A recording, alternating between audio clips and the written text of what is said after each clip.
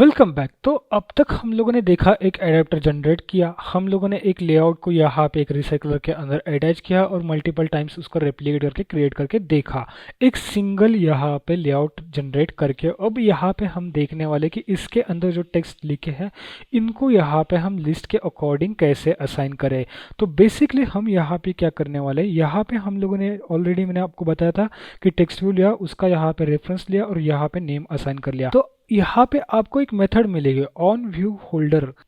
तो यहाँ पे बेसिकली आपको क्या करना है, यहाँ पे डेटा क्लास लिख लेनी है, फिर यहाँ पे डी लिखना है एंड देन यहाँ पे जो आपकी एरे लिस्ट आपने यहाँ पे असाइन की थी वो डॉट गेट यहाँ पे पोजीशन पास करनी है। अब मैं आपको यहाँ पे बताऊंगा कि हम लोगों ने एक्चुअली किया क्या। तो बेसिकली हमारा जो डेटा जो एरे लिस्ट आ रही है इसके अंदर के एलिमेंट्स हमें निकालने हैं। इसके अंदर के एलिमेंट्स हमें निकालने तो हमारे पास पोजीशंस आएगी, ये पोजीशन हर बार प्रिंट होगी जितने बार आपका यहाँ पे यूआई जनरेट होने वाला है। तो बेसिकली हमारे एरे के जितने भी काउंट्स रहेंगे उतने बार ये मेथड यहाँ पे रन होगी। तो पोजीशन बेसिकली यहाँ पे 0 1 2 3 ऐसे यहाँ पे आएगी और उसको हम लोगों ने मैप किया विद डेटा क्लास के अकॉर्डिंग।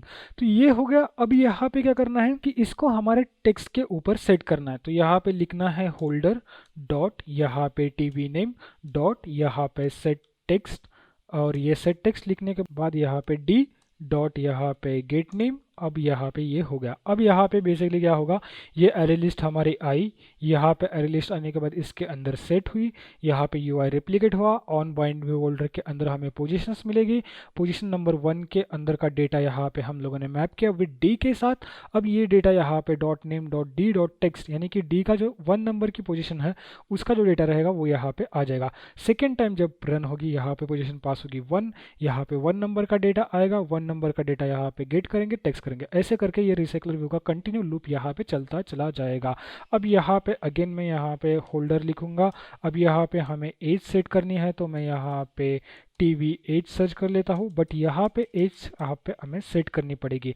तो बेसिकली यहाँ पे टेक्स्ट व्यू है तो हमें यहाँ पे टेक्स्ट व्यू लिखना पड़ेगा एंड उसको टीवी एज लिखना पड़ेगा। एंड देन सेम प्रोसेस जो हम लोगों ने नेम के साथ लास्ट टाइम की थी वही प्रोसेस यहाँ पे हमें फॉलो करनी पड़ेगी। हमें यहाँ पे उसको डिफाइन करना पड़ेगा, उसको यहाँ पे रेफर करना पड़ेगा, हमें यहाँ पे उसका रेफरेंस असाइन करना पड़ेगा। वंस हमारा यहाँ पे रेफरेंस असाइन हो जाता है तो हम यहाँ पे उसको वैल्यू असाइन कर देंगे। सेम चीज़ हमें यहाँ पे कंट्री के साथ भी करनी है। तो यहाँ पे मैंने टीवी कंट्री लिख देता हूँ, टीवी कंट्री एंड देन यहाँ पे इसका रेफरेंस सेम वैसे ही जनरेट करना है। रेफरेंस यहाँ पे मैं कंट्री रेफरेंस जनरेट कर लेता हूँ। देन यहाँ पे item view dot find by view by ID, then यहाँ पे आर डॉट आईडी डॉट यहाँ पे टीवी कंट्री एंड ये यहाँ पे असाइन हो चुकी है। तो अब हम यहाँ पे जाके वैल्यू ऐड कर लेते हैं। जैसे यहाँ पे टीवी एज आएगी, देन यहाँ पे टीवी कंट्री आएगी, देन यहाँ पे गेट एज आएगा एंड यहाँ पे गेट कंट्री आएगा। वंस ये आ चुका है अब हम यहाँ पे प्ले कर लेते हैं। आपको यहाँ पे पूरा प्रोसेस पता है तो हमारे प्रोसेस के अकॉर्डिंग यहाँ पे यूआई के ऊपर हर एक यहाँ पे टेम्पलेट के ऊपर हमारी वैल्यू असाइन होनी चाहिए। तो जैसे यहाँ पे हमारा एमुलेटर रन होगा, हमारा एप्लीकेशन डिप्लॉय होगा, तो ये चीज़ हमें यहाँ पे अचीव हुई है क्या ये हम चेक करेंगे। तो एप्लीकेशन यहाँ पे हमारा लॉन्च हो चुका है। यहाँ पे देखते हैं एप्लीकेशन यहाँ पे लॉन्च हुआ। मैं लॉगिन के ऊपर क्लिक करके होम पेज के ऊपर नेविगेट करता हूँ।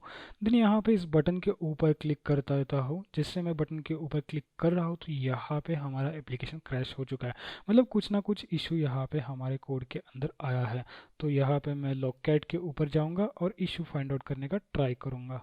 तो यहाँ पे लॉगकैट के अंदर यहाँ पे जो फर्स्ट इशू जो आया है RV adapter dot Java 32 number पे, यानी कि इस लाइन के ऊपर, उसका रीज़न ये है, ये हम लोगों ने इंटीजर में लिया था गेट इंट, और जो कि हम सेट कर रहे हैं तो यहाँ पे इसे हमें कन्वर्ट करना पड़ेगा।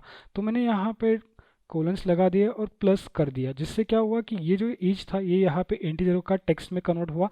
अब यहाँ पे ये सेट होगा। अगेन मैं प्ले करता हूँ एप्लीकेशन को और यहाँ पे देखते हैं कि अब यहाँ पे कोई इशू आ रहा है क्या। तो एप्लीकेशन मेरा फिर से लॉन्च हो चुका है एंड आई होप इस बार कोई इशू नहीं आना चाहिए क्योंकि हमारा कोड यहाँ पे परफेक्ट है। तो लॉगिन के ऊपर मैं क्लिक कर देता हूँ एंड यहाँ पे हम आ गए, बटन के ऊपर मैं क्लिक कर लेता हूँ और आप देख सकते हो यहाँ पे आ चुके हैं। आप यहाँ पे आने के बाद आप देख सकते हो यहाँ पे सैम आ चुका है, गुप्ता आ चुका है, अगेन गुप्ता आ चुका है, इंडिया आ चुका है। तो यहाँ पे कोड के अंदर जाके देखते हैं, यहाँ पे भी गुप्ता है, यहाँ पे भी गुप्ता है। अगर मैं इस गुप्ता को चेंज करूँगा और कुछ अलग वैल्यूज असाइन करूँगा तो वो यहाँ पे आ जाएगी। फॉर एग्जांपल यहाँ पे मैं किंग्स कर लेता हूँ। किंग्स करने के बाद ये application as it is button के ऊपर क्लिक करोगे तो नहीं आएगा, आपको अगेन बिल्ड करना पड़ेगा, क्योंकि यहाँ पे रन टाइम पे चीज़ें होती है। एंड्रॉयड एप्लीकेशन अलग है और ये जो हमारा कोड बन रहा है ये अलग है। तो यहाँ पे वन सेकेंड हमारा एप्लीकेशन यहाँ पे डिप्लॉय हो जाएगा, तो यहाँ पे किंग्स आ जाएगा और उसी के साथ हमारा ये जो रिसाइकलर व्यू का एक अचीवमेंट था ये कंप्लीट हो जाएगा। और उसी के साथ हमारा ये जो रिसाइकलर का एक अचीवमेंट था जो हमें करके देखना था रिसाइकलर व्यू, ये यहाँ पे कंप्लीट हो जाएगा। तो वंस हम देख लेते हैं कि यहाँ पे क्या डेटा आ रहा है क्या। अब यहाँ पे हमारा एप्लीकेशन लॉन्च हो रहा है। जैसे एप्लीकेशन लॉन्च हो जाएगा तो मैं आपको यहाँ पे दिखाऊंगा इसके अंदर का डेटा कैसे आ रहा है। तो यहाँ पे मैं आता हूँ होम बटन के ऊपर, बटन के ऊपर क्लिक कर लेता हूँ और आप यहाँ पे देख सकते हो किंग्स आ रहा है, मतलब ये डेटा यहाँ पे आ रहा है। ये सभी चीज़ें यहाँ पे प्रॉपरली वर्क कर रहे हैं। तो इस तरह से आप यहाँ पे एक सिंपल रिसाइकलर व्यू यूज़ कर सकते हैं। आप यहाँ पे मल्टीपल डेटा दे सकते हो। फॉर एग्जांपल आपके पास अगर एपीआई से एक एरे लिस्ट आती है तो जस्ट आपको वो एरे लिस्ट इस एरे लिस्ट के अंदर डालनी है,